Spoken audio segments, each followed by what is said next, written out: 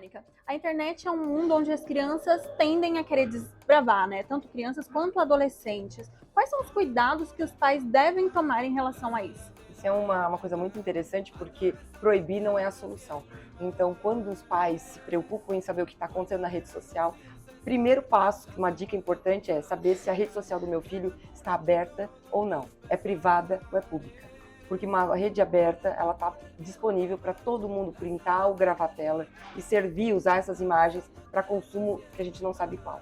Então é importante saber isso, saber também se a gente tem algum aplicativo que restringe o acesso a conteúdo, né, para maiores de 18 anos. Então é muito importante a gente ter essa visão. Não proibir, mas saber usar as ferramentas a nosso favor. Existe alguma forma, assim, de proteger as crianças dos perigos da internet sem gerar aquele desconforto, às vezes aquela briga entre pais e filhos? É muito complexo porque a gente, se entrar em atrito e proibir, esse é o grande fator que vai dar uma combustão e vai explodir tudo em casa. Então é muito importante, a questão é o diálogo. Se você começa a conversar com seu filho, ensinar ele que é preciso reconhecer quando existe um perigo na internet, saber que aquele conteúdo não é para a idade dele e por que não é para a idade dele, essa conversa prepara ele para ele olhar e saber que aquilo ali não pertence ao universo. Então isso é muito importante, o diálogo e preparar para reconhecer o que é perigoso na internet. Vamos falar agora sobre perigos sexuais.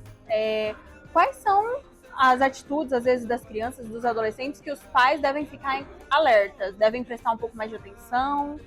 Tem uma coisa importantíssima que é o comportamento sexual. Muitos de nós, pais, não recebemos um caderno que diz: olha, o comportamento sexual esperado é esse, aquele que tem que chamar atenção é outro, mas tem uma coisa muito especial. A gente é criança por muito pouco tempo, dos 0 aos 8 anos, então uma criança deve se comportar como uma criança. Tudo que vier de comportamento mais sexualizado, erotizado, falas que fazem parte do mundo adulto ou danças do mundo adulto, tem que acender uma luzinha amarela na cabeça dos pais. Por quê? Porque mostra que existe uma influência de um universo que não pertence a eles. Então eu vou observar o que tem de sexualização, o que tem de adultização, de erotização na vida dos meus filhos, principalmente quando é criança e pré-adolescente. Essa análise, quando eu percebo que existe coisa no meu mundo adulto e aquilo está passando na vida do meu filho, eu preciso buscar ajuda, é muito importante.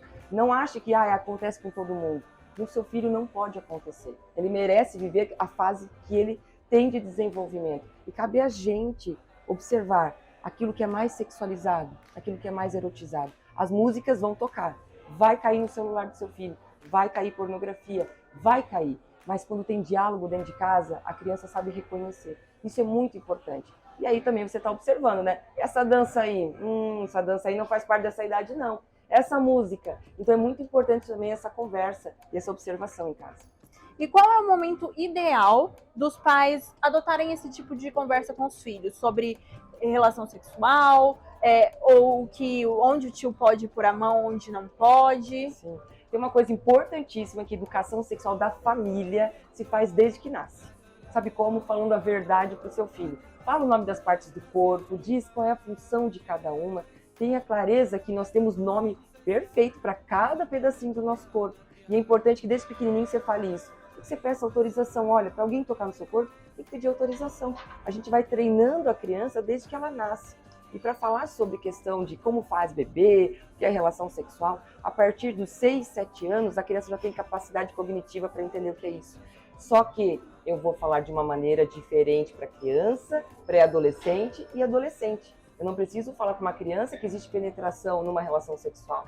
A gente vai falar que faz parte do mundo adulto, as pessoas têm que se amar, tem que pedir lá para o papai do céu quando quiser ter um filho, tem que ter condição financeira para fazer um quarto da criança. E quando os dois decidirem isso com muito amor e consentimento, eles vão ficar juntinhos, abraçados. Acaba aí. Se a curiosidade aumentar, aí você aumenta também a qualidade na resposta. Mas é muito importante, tem uma fala para cada faixa etária. Então, se seu filho é adolescente, você tem um pequenininho, não é a mesma conversa. Você senta com um, depois você senta com o outro.